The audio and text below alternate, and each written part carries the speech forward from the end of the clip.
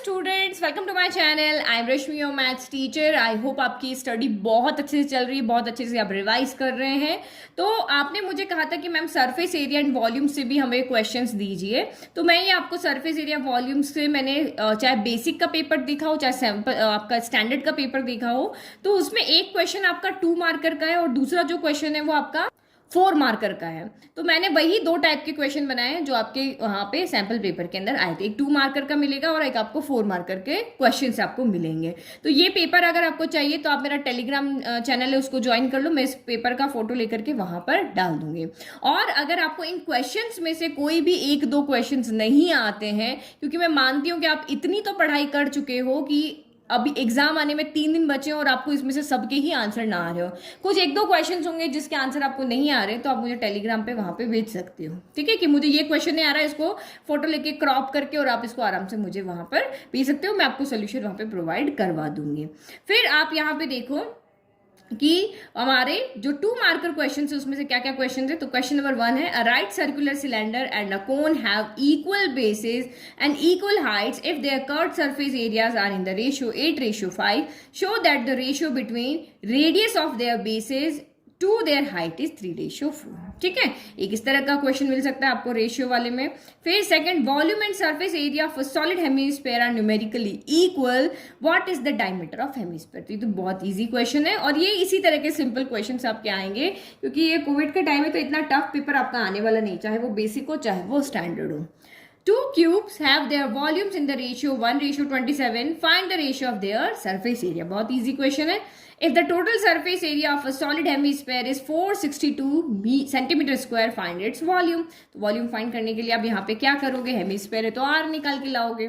Find the curved surface area of a cone if its radius is this and height is this. Radius 7 है, height आपका 24 है, तो curved surface area तो आप यहाँ पे कैलकुलेट कर लोगे।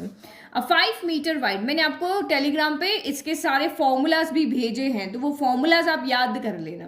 वो सारे फॉर्मूलाज याद करके दिमाग में आपको फिक्स कर लेने, ताकि आप कोई भी क्वेश्चन है एटलीस्ट आपको फॉर्मूला याद है तो आप कुछ तो लिख करके आओगे। अगर आपको सोल्यूशन नहीं समझ में आ रहा तो फॉर्मूला लिख करके आओ, जो गिवन है वो लिखो, किसी भी क्वेश्चन को खाली मत छोड़ करके आना।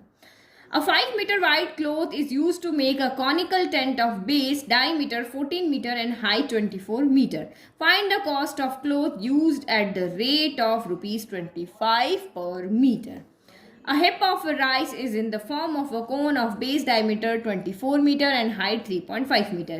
Find the volume of rice. How much canvas cloth is required to just cover the heap? ठीक है, जब ढेर बनाते हो ना राइस का, वो हो गया heap। फिर क्वेश्चन नंबर 8 क्या है, a sphere of diameter 12 meter is dropped into a right circular cylindrical vessel partly filled with water. Important, most important, if the sphere is completely submerged in water, the water level into the cylindrical vessel rises by 3.5/9 centimeter. Find the diameter of the cylindrical vessel. जो question थोड़े से tough है ना, इनको आप अच्छे से practice करके जाना है। ये वाले हो गया, जैसे आपके कैनाल वाले क्वेश्चन आएंगे अभी, वो भी देख लेना, वो भी अभी आएंगे, रुको।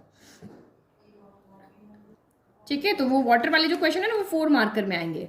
द गिवन फिगर इज ये भी बहुत बार रिपीट, ये तो समझ लो कि ऑलमोस्ट एवरी ईयर ये क्वेश्चन आ जाता है और इसमें आपको बहुत कंफ्यूजन रहता है। अभी बच्चे इस क्वेश्चन में सबसे ज्यादा डाउट पूछते हैं, तो कोई भी डाउट नहीं रखना है, इसको आपको अच्छे से सॉल्व करके जाना है। इनको आपको यहाँ पे समझ में नहीं आता है कि यहाँ हम एरिया कब निकालते हैं, वॉल्यूम कब निकालते हैं। तो जब हम किसी भी सरफेस को टच कर पा रहे हैं तो हम एरिया निकालते हैं, और जब कोई भी चीज किसी के अंदर फिल कर पा रहे तो वॉल्यूम होता है।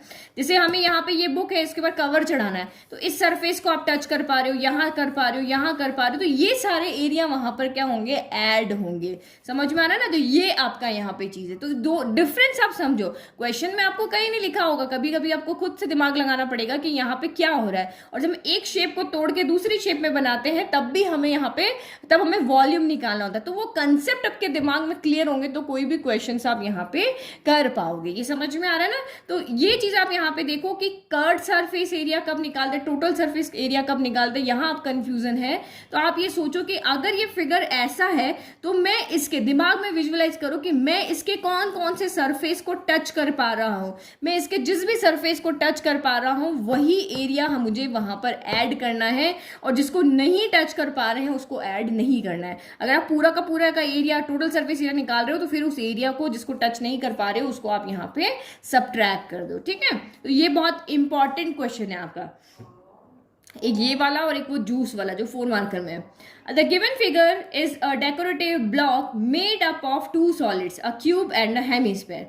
The base of the block is a cube of side 6 meter and the hemisphere fixed on the top has a diameter of 3.5 centimeter. Find the total surface area of the block. अब यहाँ पे देखो, ये फिर से बताती हूँ मैं, यहाँ पे आपको पाई की वैल्यू क्या दी हुई है, 22/7 दी हुई है, तो आपको पाई की यही वैल्यू पुट करनी है, पाई इक्वल टू 3.14 नहीं पुट करना है, अदरवाइज आपका क्वेश्चन का आंसर वहाँ पे रॉन्ग हो जाएगा, आपके मार्क्स काट लिए जाएंगे। तो जो गिवन चीजें हैं उनका आप वहाँ पे एग्जाम में ध्यान रखना कि जो गिवन है उनको बिल्कुल वैसे ही आपको यूज करना है जैसे आपको क्वेश्चन में दी हुई। जब नहीं दिया होता तो हमारी मर्जी थी, ये भी पुट कर सकते, ये भी पुट कर सकते, जब दिया हुआ है तो आपको वही यूज करना है, ठीक है।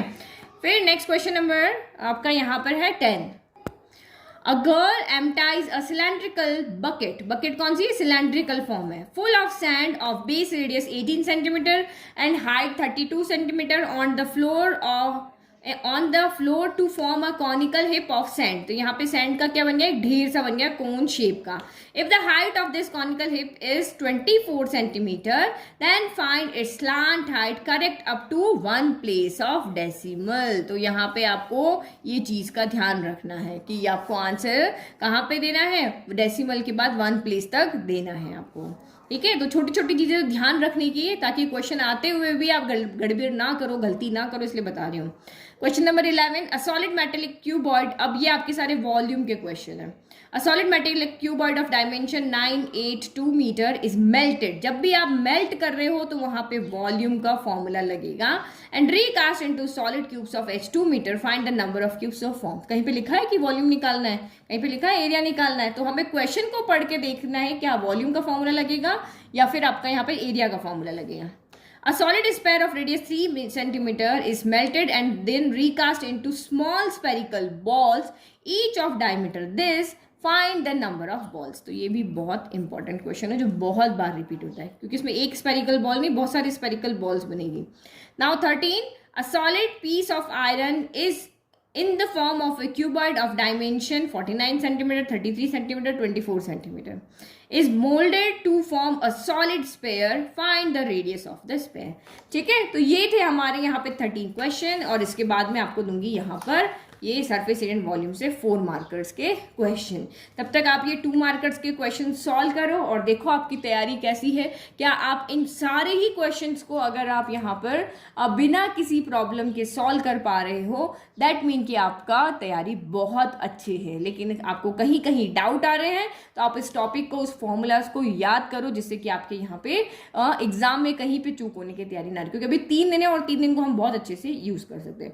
तो नेक्स्ट वीडियो में मिलते हैं जहां पे हम देखेंगे 4 marker questions from chapter surface areas and volume. तब तक आप क्या करो, अच्छे से प्रैक्टिस करो, प्रिपरेशन करो। लास्ट टाइम की प्रिपरेशन जो होती है बहुत इंपॉर्टेंट होती है। हर एक क्वेश्चन को आप सॉल्व करके देखो। ये मैथ्स है, साइंस नहीं है कि ओनली वीडियो देख करके और आप उन क्वेश्चंस को एग्जाम में कर लोगे, ऐसा नहीं है। हर एक क्वेश्चन जो आपने खुद से सॉल्व किया है, अपने मन से सॉल्व किया है, उन्हीं क्वेश्चंस को आप एग्जाम में अटेंड कर पाओगे। अगर आप सिर्फ वीडियो देखते जा रहे हो तो आप एग्जाम में भूल जाओगे। मैं आपको लिख करके मैं आपको बता रही हूँ कि आप वहां पे भूल जाओगे अगर आपने इस क्वेश्चन को सॉल्व करके नहीं देखा है। तो हर एक क्वेश्चन को सॉल्व करके देखना बहुत जरूरी है।